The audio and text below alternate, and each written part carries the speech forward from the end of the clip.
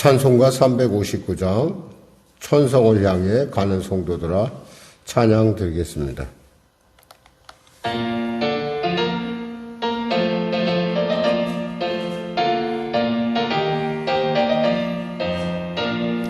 천성을 향해 가는 성도들아 앞길의 장애를 두려워 말라. 성령이 너를 인도하시리니 왜 지체를 하고 있느냐.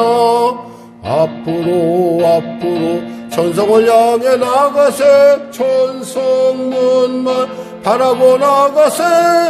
모든 천사 너희를 영접하러 문 앞에 기다려 서 있네. 너 가는 길을 누가 비웃거든 확실한 증거를 보여주어라.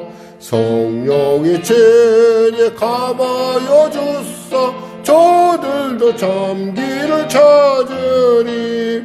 앞으로 천성을 향해 나가세. 천성문만 바라고 나가세. 모든 천사 너희를 영접하러 문 앞에 기다려 서 있네. 너 가는 길을 모두 가기 전에 내 손에 든 검을 붙지 말아라. 점막의 흉계 모두 깨뜨리고 끝까지 잘 싸워 이겨라. 앞으로 천성을 향해 나가세. 천성문만 바라고 나가세. 모든 천사 너희를 영접하러 문 앞에 기다려 서 있네. 하나님 감사합니다. 귀한 아침을 주시며 감사합니다. 이 아침 가운데 주의 말씀으로 나아갑니다. 우리에게 굳센 믿음과 성령 충만 허락하시사 하나님의 말씀이 우리 안에 바라는 것들 실상이요 보이지 않는 것들의 증거임을 깨달아 알게 하여 주옵소서. 말하는 믿음, 행동하는 믿음, 살아있는 믿음을 우리에게 주시사 우리로 하여금 주님과 함께 동행함에 있어서 부족함 없도록 늘 언제나 만들어 가시고 이끌어 가심을 감사합니다. 하나님, 이 시간에 사랑하는 성도들 치료하여 주시옵소서. 이 시간에 성도들 문제 해결하여 주시고 이 시간에 성도들 가지고 있는 많은 답답하고 억울하고 눌린 것들 자유케 되는 은혜를 더하여 주시옵소서. 나라와 민족을 불쌍히 여기시고 복음통일 평화통일케 하여 주시고 대통령부터 위정자들이 예수 믿고 구원받아 주님의 사람으로 온전케 되는 놀라운 하나님의 지혜가 임하게 하여 주시옵소서. 성령의 길을 통치하시고 주장하소서. 하나님 특별한 은혜를 부어주시고 말씀하신 대로 아버지 큰 산이 변하여 평지가 되는 놀라운 은혜를 베풀어 주시옵소서. 아울러 간절히 바라옵게는 성도들의 삶의 현장 가운데 함께하여 주시고 은혜를 베풀어 주시옵소서. 다가오는 또 아버지 새해를 맞이함에 있어서 우리 송구영신을 맞이함에 있어서 하나님 우리가 한 마음으로 모여 또 송구영신 예배 가운데 나가길 원합니다. 그 예배를 통해서 우리가 한 해를 맞이하는 또 한 해를 보내는 그러한 복되고 또 아름다운 마음들로 믿음과 소망의 고백으로 그 아름다운 그 잔치가 설 수 있도록 하나님 은혜 베풀어 주시옵소서. 감당하는 모든 자에게 지혜와 총명과 은혜를 부어주시고 또 참여하는 모든 성도 모두가 한 마음이 되어 아버지 성령의 하나 되게 하심을 통하여 아버지 주님께 주어지는 새해 가운데 우리에게 누구에게나 공평하게 주는 그 시간 가운데 하나님을 만남을 하나님의 그 자녀로 성숙돼감을 나타내게 하여 주시옵소서. 감사하며 예수님의 이름으로 기도드립니다. 아멘. 하나님은 살아계십니다. 은혜 나누실 말씀은 창세기 30장 말씀입니다. 창세기 30장 말씀 우리 같이 합독하겠습니다. 라헬이 자기가 야곱에게 아들을 낳지 못함을 보고 그의 언제를 쉬게 하여 야곱에게 이르되 내게 자식을 낳게 하라. 그렇지 아니하면 내가 죽겠노라. 야곱이 라헬에게 성을 내어 이르되 그대를 임신하지 못하게 하시는 이는 하나님이시니 내가 하나님을 대신하겠느냐. 라헬이 이르되 내 여종 빌하에게로 들어가라. 그가 아들을 낳아 내 무릎에 두리니 그러면 나도 그로 말미암아 자식을 얻겠노라 하고 그의 시녀 빌하를 남편에게 아내로 주매 야곱이 그에게로 들어갔더니 빌하가 임신하여 야곱에게 아들을 낳은지라. 라헬이 이르되 하나님이 내 억울함을 푸시려고 내 호소를 들으사 내게 아들을 주셨다 하고 이로 말미암아 그의 이름을 단이라 말하였으며 라헬의 시녀 빌하가 다시 임신하여 둘째 아들을 야곱에게 낳음에 라헬이 이르되 내가 언니와 크게 경쟁하여 이겼다 하고 그 이름을 납달리라 하였더라. 레아가 자기의 출산이 멈춤을 보고 그의 시녀 실바를 데려다가 야곱에게 주어 아내로 삼게 하였더니 레아의 시녀 실바가 야곱에게서 아들을 낳음에 레아가 이르되 복되도다 하고 그의 이름을 가시라 하였으며 레아의 시녀 실바가 둘째 아들을 야곱에게 낳음에 레아가 이르되 기쁘다 모든 딸들이 나를 기쁜 자라 하리로다 하고 그의 이름을 아셀이라 하였더라. 밀 거둘 때 루벤이 나가서 들에서 합한치를 얻어 그의 어머니 레아에게 드렸더니 라헬이 레아에게 이르되 언니의 아들의 합한채를 청구하노라. 레아가 그에게 이르되 내가 내 남편을 빼앗은 것이 작은 일이냐. 그런데 내가 네 아들의 합한채도 빼앗고자 하느냐. 라헬이 이르되 그러면 언니의 아들의 합한채 대신에 오늘 밤에 내 남편이 언니와 동침하리라 하니라. 저물 때 야곱이 들에서 돌아오매 레아가 나와 그를 영접하여 이르되 내게로 들어오라. 내가 내 아들의 합한채로 당신을 샀노라. 그 밤에 야곱이 그와 동침하였더라. 하나님이 레아의 소원을 들으셨으므로 그가 임신하여 다섯째 아들을 야곱에게 낳은지라. 레아가 이르되 내가 내 시녀를 내 남편에게 주었으므로 하나님이 내게 그 값을 주셨다 하고 그의 이름을 이사가리라 하였으며 레아가 다시 임신하여 여섯째 아들을 야곱에게 낳은지라. 레아가 이르되 하나님이 내게 후한 선물을 주시도다. 내가 남편에게 여섯 아들을 낳았으니 이제는 그가 나와 함께 살리라 하고 그의 이름을 스불론이라 하였으며 그 후에 그가 딸을 낳고 그의 이름을 디나라 하였더라. 하나님이 라헬을 생각하신지라. 하나님이 그의 소원을 들으시고 그의 태를 여셨으므로 그가 임신하여 아들을 낳고 이르되 하나님이 내 부끄러움을 씻으셨다 하고 그의 이름을 요셉이라 하니 여호와는 다시 다른 아들을 내게 더하시기를 원하노라 하였더라. 라헬이 요셉을 낳을 때 야곱이 라반에게 이르되 나를 보내어 내 고향 나의 땅으로 가게 하시되 내가 외삼촌에게서 일하고 얻은 처자를 내게 주시어 나로 가게 하소서. 내가 외삼촌에게 한 일은 외삼촌이 아시나이다.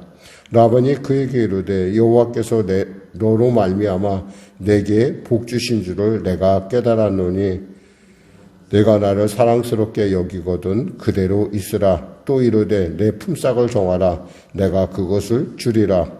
야곱이 그에게 이르되 내가 어떻게 외삼촌을 섬겼는지 어떻게 외삼촌의 가축을 쳤는지 외삼촌이 아시나이다. 내가 오기 전에는 외삼촌의 소유가 적더니 번성하여 때를 이루었으니 내 발이 이르는 곳마다 여호와께서 외삼촌에게 복을 주셨나이다. 그러나 나는 언제나 내 집을 세우리이까. 라반이 이르되 내가 무엇으로 내게 주랴. 야곱이 이르되 외삼촌께서 내게 아무것도 주시지 않아도 나를 위하여 이 일을 행하시면 내가 다시 외삼촌의 양떼를 먹이고 지키리이다. 오늘 내가 외삼촌의 양떼에 두루 다니며 그 양 중에 아롱진 것과 점 있는 것과 검은 것을 가려내며 또 염소 중에 점 있는 것과 아롱진 것을 가려내리니 이 같은 것이 내 품삯이 되리이다. 후일에 외삼촌께서 오셔서 내 품삯을 조사하실 때에 나의 의가 내 대답이 되리이다. 내게 혹시 내게 혹시 염소 중 아롱지지 아니한 것이나 점이 없는 것이나 양 중에 검지 아니한 것이 있거든 다 도둑질한 것으로 인정하소서. 라반이 이르되 내가 내 말대로 하리라 하고 그날에 그가 순염소 중 얼룩무늬 있는 것과 점 있는 것을 가리고 암염소 중 흰 바탕에 아롱진 것과 점 있는 것을 가리고 양 중에 검은 것들을 가려 자기 아들들의 손에 맡기고 자기와 야곱의 사이를 사흘 길이 뜨게 하였고 야곱은 라반의 남은 양떼를 지니라. 야곱이 버드나무와 살구나무와 신풍나무의 푸른 가지를 가져다가 그것들의 껍데기를 벗겨 흰 무늬를 내고 그 껍질 벗긴 가지를 양떼가 와서 먹는 개천 물 구유에 세워 양떼를 향하게 하매 그때가 물을 먹으러 올 때에 새끼를 베니 가지 앞에서 새끼를 뱀으로 얼룩한 것과 점이 있는 것과 아롱진 것을 낳은지라. 야곱이 새끼 양을 구분하고 그 얼룩무늬와 검은 빛 있는 것을 라반의 양과 서로 마주 보게 하며 자기 양과 따로 두어 라반의 양과 섞이지 않게 하며 튼튼한 양이 새끼를 뵐 때에는 야곱이 개천에다가 양떼의 눈앞에 그 가지를 두어 양이 그 가지 곁에서 새끼를 베게 하고 약한 양이면 그 가지를 두지 아니하니 그렇게 함으로 약한 것은 라반의 것이 되고 튼튼한 것은 야곱의 것이 된지라. 이에 그 사람이 매우 번창하여 양떼와 노비와 낙태와 나귀가 많았더라. 아멘. 본문이 다소 길긴 한데 이 본문을 통해서 우리가 알 수 있는 것은 믿음에 대한 생각을 좀 해보게 됩니다. 과연 믿음이란 과연 무엇인가? 우리가 믿음이라고 생각하면 믿음은 그저 보이지 않는 것이기 때문에 추상적으로 생각하는데 믿음은 구체적으로 말을 하고 있다는 사실이에요. 그러니까 내가 믿음이 있다라고 해서 믿음이 있는 것이 아니라 믿음은 삶을 통해서 행동을 통해서 그것이 말을 하고 있다라는 거예요. 마치 예수님께서 아벨의 피가 말하고 있다라는 것처럼 이 말을 하고 있다라는 거예요, 믿음은. 오늘 본문을 통해서 우리가 믿음의 관점에서 이렇게 보면은 이 라헬의 행동에서 우리는 믿음이 없는 사람의 행동을 우리가 살펴보게 됩니다. 사실 우리가 어제도 말씀을 나눴지만은 레아는 이 점점 남편의 그 사랑의 부재를 하나님의 사랑으로 채워가면서 점점 믿음의 사람으로 성숙돼 가는 것을 볼 수 있어요. 그럼에도 불구하고 그 성숙이라는 것이 우리가 볼 때는 대단해 보이지만 사실 하나님 볼 때는 아무것도 마치 엠파이어 스테이트 빌딩에서 1층과 4층의 크기가 크다. 우리가 그 아래에서 보면 1층과 4층은 분명히 차이가 나지만 엠파이어 스테이트 빌딩 위에서 보면은 1층이나 4층이나 그게 그거라는 사실을 우리는 간과할 때가 있다라는 거예요. 근데 중요한 것은 믿음을 이야기하고 있다라는 거예요. 라헬이 생각할 때 아니다, 이건 아닌 것 같다. 분명히 남편은 나를 사랑하는데 왜 나에겐 자식이 없을까? 아마 그런 많은 생각을 했을 거예요. 더욱이 자기와 경쟁이 되는 내 아는 계속 아들을 낳고 있는, 그것도 넷이나 아들을 내리 낳으니까 정말 굉장히 어려웠을 것 같아요. 그랬는데 그 역시 그래도 이렇게 하면 되지 않겠나라고 생각을 하면서 얼토당토하는 생각을 하게 됩니다. 이건 믿음이 아니라 마치 이것은 하갈이 이스마엘을 낳았을 때 그런 장면을 연상케 하는 부분인데 바로 자신의 첩을 갖다가 자신의 그 시녀를 갖다가 야곱에게 아내로 준다는 사실이에요. 그러니까 어떻게 생각하면 문제를 해결하려고 했는데 더 문제가 가중된 것.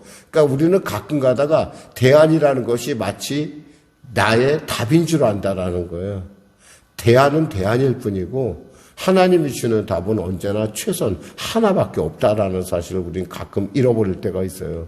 왜냐하면 그것이 내 생각인가, 우리 생각이라는 것이 우리 생각의 믿음의 그릇이라는 것이 그 생각을 따라가기 때문이죠. 그래서 이 야곱에게 성을 냅니다. 나를 좀 임신하게 해라. 근데 야곱이 분명하게 말을 하죠. 뭐라고 얘기하냐면 2절의 하반절이니까 내가 하나님을 대신하겠느냐. 결국 태문을 여는 이는 하나님이시라는 얘기를 합니다. 그러니까 라헬이 그러면 비라를 한번 내가 아내로 줄 테니까 한번 그로 아들을 낳게 해라. 그랬더니 정말 비라가 아들을 둘씩이나 낳은 거예요. 물론 그 스스로가 이야기하기를 이렇게 얘기합니다. 비라가 임신하여 아들을 낳은지라 6절에 보니까 라헬이 이르되 하나님이 내 억울함을 푸시려고 내 호소를 들어서 내게 아들을 주었다 하고 이로 말미암아 그의 이름을 다니라. 사실 그에게 아들을 준 것이 아니라 그의 생각이 내가 이렇게 하는 것이 옳다라고 스스로 합리화하는 걸 뿐이에요. 사실 비라는 라헬에게 있어서 많은 위로가 됐었을 거예요. 그나마 자기를 알아주고 자기의 형편을 돌봐. 그런데 그가 드디어 보니까 야곱하고 아들을 낳았다 이거예요. 그리고 나서 또 보니까 또 아들을 또 낳았어요. 둘째를 낳으니까 크게 이겼다고 납달리라고 얘기하지만 그 마음속에는 마음이 크게 비어. 왜 나는 안 될까라는 생각을 했을 거라는 거란 말이죠.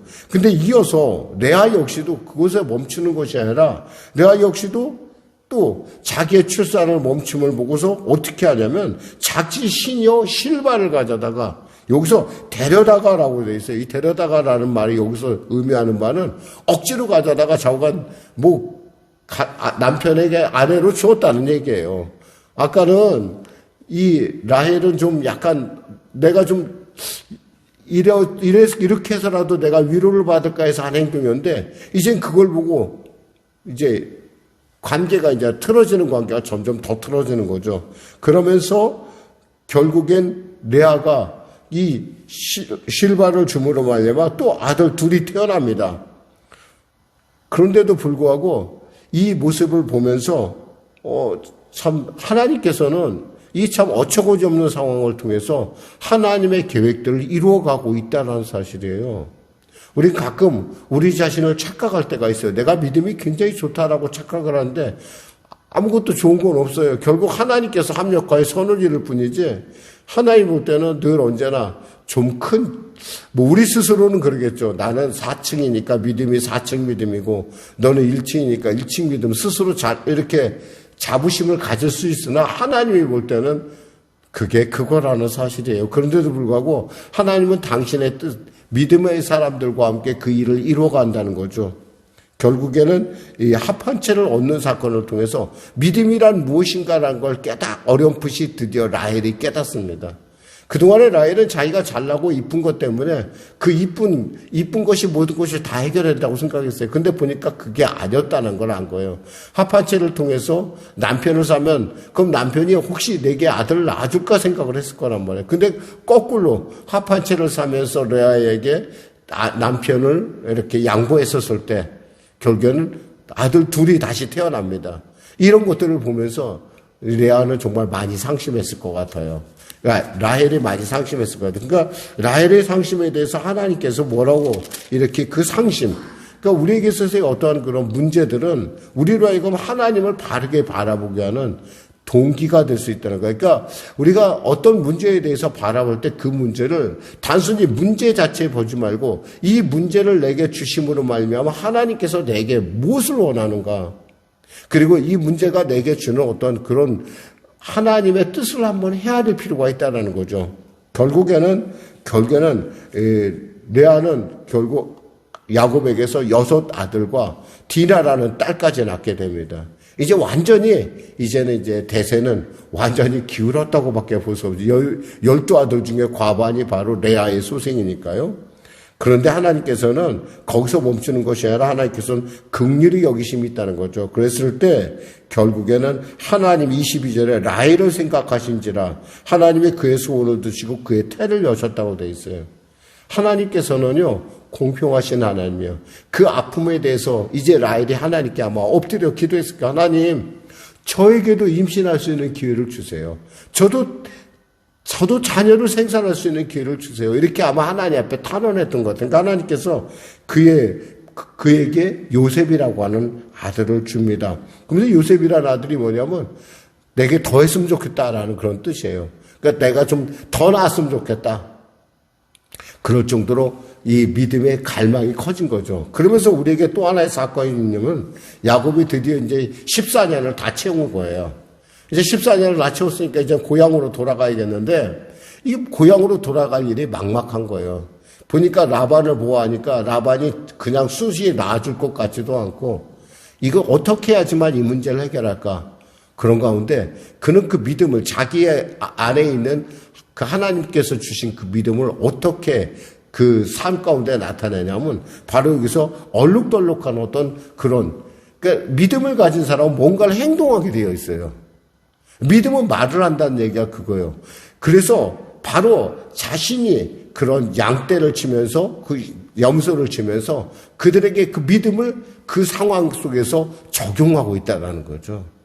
그래서 여기서 보니까 그 적용하는 내용을 이렇게 얘기를 합니다. 뭐라고 얘기냐면 37절에 야곱이 버드나무와 살구나무와 신풍나무의 푸른 가지를 가져다가 그것들의 껍질을 벗겨 흰무늬를 내고 그 껍질 벗긴 가지를 양떼가 와서 먹는 개천의 멸구 위에 세워 양떼를 향하게 하면 그 떼가 물러올 때마다 그 새끼를 베니 얼룩덜룩한 모양을 만들어서 갖다 놨다라는 거예요.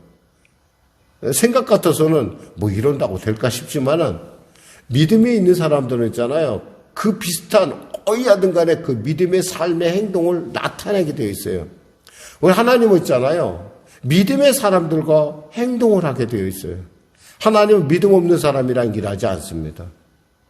그러니까 믿음이 있으면 그 믿음에 대해서 반드시 행동이 있다라는 거예요.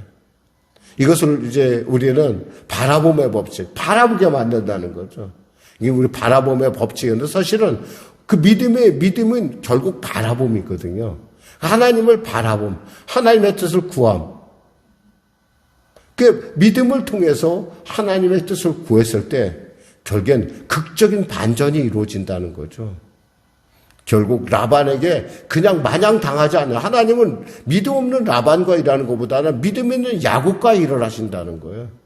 결국에는 어떻게 됩니까? 여기서 보니까 43절에 이에 그 사람이 매우 번창하여 양떼와 노비와 낙타와 나귀가 많았더라 그랬어요. 6년은 이제 나머지 6년의 기간 가운데 이루어진 일들이에요, 이 일이. 우리가 믿음을 얘기하면서 우리는 믿음에 대해서 너무나 쉽게 얘기하는 경우가 있어요. 믿음은 말을 해요. 내가 믿으면 그곳에 가 있게 돼 있어요. 우리가 비가 오길 기도했어요. 그러면 비가 오길 기도했다면 우산을 준비해야 돼요. 그게 믿음인 거예요. 우산을 준비하지 않은 믿음은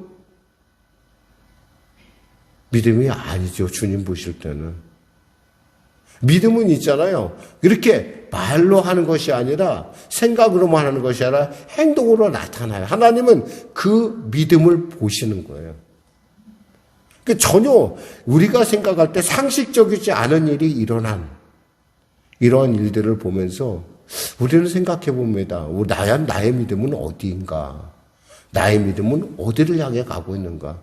나는 과연 믿음의 생활을 하고 있는가? 믿음의 삶을 내가 하고 있는가? 분명히 내가 교회를 나온다고 해서 내가 말씀을 읽는다고 해서 말씀을 듣는다고 해서 그것이 나에게 어떠한 영향력을 미치냐는 거예요. 믿음은요. 여러분 안에 있는 믿음은 보이진 않지만 분명히 말을 한다는 거예요. 하나님은 그 믿음과 일을 하시는 거예요. 물론 그 믿음을 주시는 것도 하나님이세요. 그러나 그 선물을 선물답게 받아들이는 것은 누구의 몫이에요? 우리의 몫이라는 거예요. 우리의 몫. 나의 몫이라는 거예요. 나의 몫에 내가 하나님의 그 잔치상에 내 숟가락을 얹었을 때 하나님께서 그것을 기쁘게 보신다는 거예요. 그것을 숟가락 얹었다고 타박하시는 하나님이 아니라 그래 너 잘했다고 하시는 거예요. 그래서 우리가 11서 11장 6절에 보면서 믿음이 없이는 하나님을 기쁘시게 못한다는 얘기가 바로 이런 뜻이에요. 기도하겠습니다. 하나님 감사합니다. 오늘 믿음의 사람들과 일하시는 하나님, 그리고 그 믿음이 말을 한다는 사실을, 그 믿음이 나의 삶을 통해 나타나는 사실을 은혜를 나눴습니다. 하나님, 나의 삶이 믿음의 삶이라고 할진데 나의 믿음이 말하는 믿음이요, 나의 믿음이 행동하는 믿음이요, 나의 믿음이 하나님을 기쁘시게 하는, 하나님께 칭찬받는 그런 믿음 되게 하여 주시옵소서. 예수님의 이름으로 기도드립니다. 아멘. 우리 말씀 생각하고 찬양으로 기도하겠습니다. 찬송가 347장입니다. 374장입니다.